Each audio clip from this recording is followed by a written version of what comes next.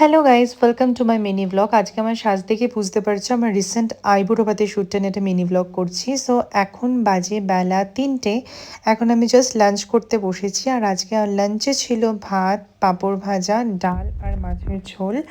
আর এদিকে চিনি দেখো এখানে বারান্দায় বসে রোদ পোয়াচ্ছে। আর অনিন্দ এখানে আমাকে দেখে হাসছে আমার এই অবস্থা দেখে।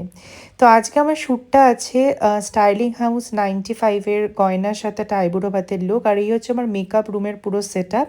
তো এখন আমি সেই শ্যুটটার জন্যে মেকআপ করছি। খুব সুন্দর একটা ডিউই সিম্পল আইবুড়ো ভাত মেকআপ লুক করেছিলাম, যেটা ইউটিউবে অলরেডি আপলোড আছে, তোমরা অবশ্যই ইউটিউবে দেখতে পারো। তো যাই হোক, আমি এখন পুরো রেডি হয়ে গেছি আর এখন যাচ্ছি বাইরে আউটডোর শ্যুটের জন্য।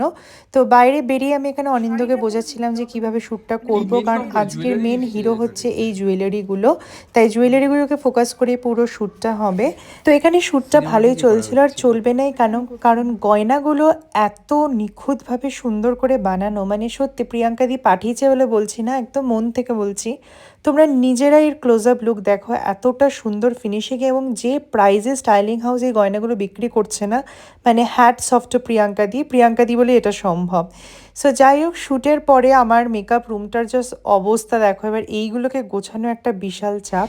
তো যাই হোক, এসে একদম এবার সব খুলে ফেলেছি গয়না টয়না, আর চুলটাকেও একদম খোপার মতো বেঁধে নিয়েছি শান্তি। আর শ্যুটটা খুব ভালো হয়েছে বলে ওটা আনন্দে নাচছি।